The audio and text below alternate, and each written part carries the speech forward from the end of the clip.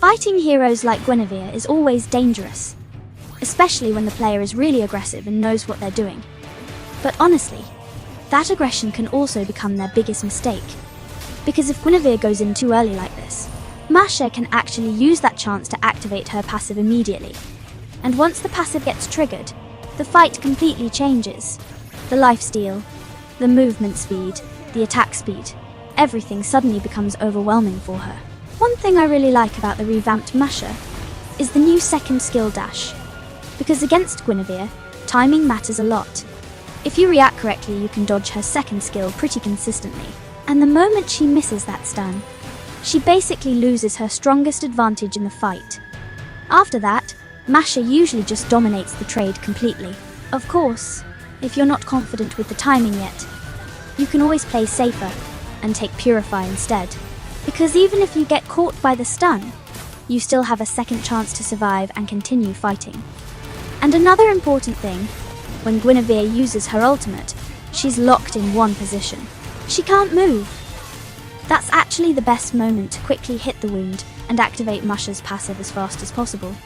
If your HP is already too low, sometimes it's better to back away first instead of gambling the entire fight. For most of my games, I actually meet a lot of aggressive players, especially those using popular EXP lane heroes, because usually, they think a low-pick hero like Masha shouldn't be able to fight them early. And honestly, against careless players, Masha can snowball really hard because of that. But the difficult part starts when you meet experienced EXP laners. The type of players who understand exactly how Masha works. They won't just stand there and fight you directly. They keep their distance, they bait your movement, they wait for your passive to disappear first. And that's where the matchup becomes tricky. Because if you can't reach the target, how are you even supposed to activate the passive? That's why playing Masha in mid-game actually requires a lot more patience than people think. You can't just blindly run into 5 enemies and hope the passive saves you. High risk only works if you understand the timing behind it. Before starting a team fight, the most important thing is always activating your passive first. And to do that, you need to choose the correct hero target. A good target is usually the tank or the fighter, because compared to burst heroes, they usually have lower instant damage. That gives Masha more time to hit the wound, break it, and trigger her passive safely. Once the passive is active, the entire fight becomes much easier to control. But even then, you should never stay in the fight for too long. Always predict what the enemy wants to do next. Maybe they still have a stun ready. Maybe their burst skill is coming back. Maybe they're baiting you deeper into the fight. So instead of standing still and forcing everything, move constantly. Reposition. Watch your surroundings. And once your passive timing is almost over, look for another safe hero target again. Usually the tank or fighter is still the best option, because they give you more room to refresh your pressure without getting deleted instantly. That's the part many players don't realize. Good Masha players don't just engage randomly. They constantly manage passive timing, target selection, positioning, and fight duration at the same time. For now. On the original server, most Masha players still build her like a burst hero.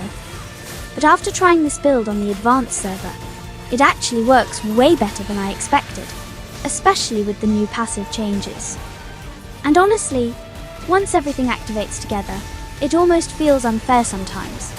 The movement speed, the lifesteal, the attack speed boost. Against squishy heroes, the pressure becomes insane. Marksmen, mages, even some fighters with full damage builds. They can disappear almost instantly if you catch them properly. That's why I've been enjoying Sky Piercer a lot recently, because the item perfectly fits this aggressive snowball playstyle. High risk, high reward. The moment the enemy HP drops below the threshold, they just get executed immediately. And if you manage to snowball early with it, the game becomes extremely difficult for the enemy team to recover from. You keep getting stronger faster and faster into the mid-game. Every fight suddenly feels super fast-paced. Like once Masha's passive activates, everything turns chaotic immediately. But this is also why you have to be careful with Sky Piercer, because if you buy it too early, and you don't get kills, the item can feel very weak. It doesn't give the same stable fighting power as other items. So for me, Sky Piercer is strongest when the game is already going well. If you already won your lane, if the enemy damage dealers are easy to reach, or if your team can help you finish low HP targets, then Sky Piercer becomes extremely dangerous. But if the enemy has too much crowd control, or if they have heroes that can kite you all the time, then you need to play more patiently. Don't just jump in only because you have execution damage.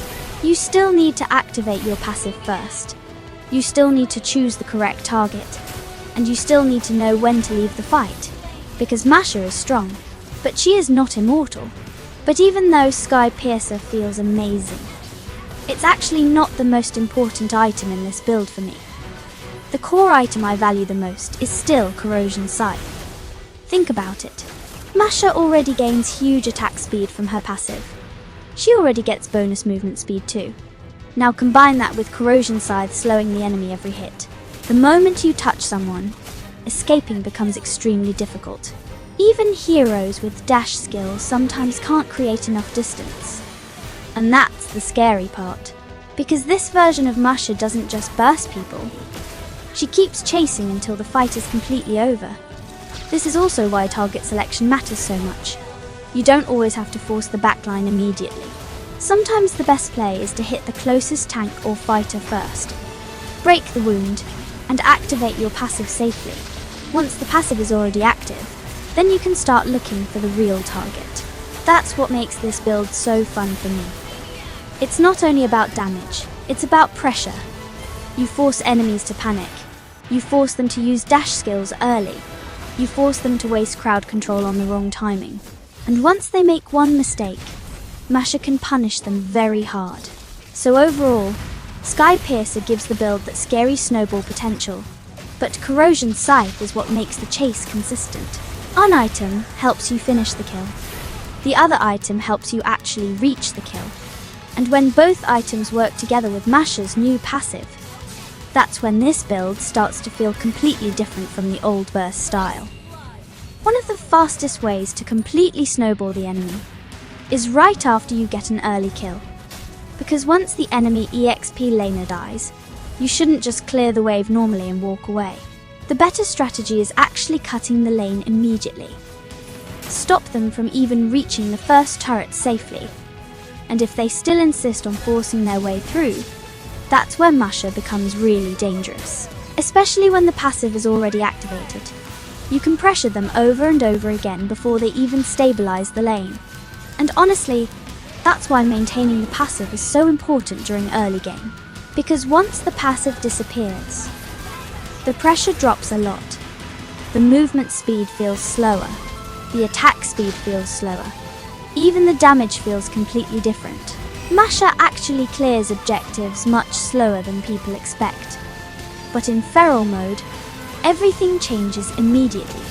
The attack speed becomes insane. And the most important part is her damage scaling from the enemy's max HP. That's why this passive feels so unbalanced on the advanced server right now. Because once it activates correctly, she can pressure heroes and objectives at the same time incredibly fast. But at the same time, if you fail to trigger the passive properly, the experience becomes completely different. After playing a lot of matches with this version of Masha, I finally started noticing her real weaknesses too. One of the biggest problems for me is heroes like Melissa, because once Melissa activates her ultimate, Masha can get blocked outside the circle completely. And if you can't enter the range properly, you lose a lot of pressure immediately. Another annoying matchup is Harith, especially during his ultimate. The constant shield regeneration, the non-stop dashing, sometimes even with passive activated, Masha still struggles to fully catch him. Instead of forcing the fight immediately, it's usually much better waiting for their ultimate to go on cooldown first. Because once those defensive tools disappear, that's when Masha can finally take control of the fight again. I genuinely feel like this might become one of the strongest versions of Masha. But for now, we'll just have to see what adjustments happen before it reaches the original server.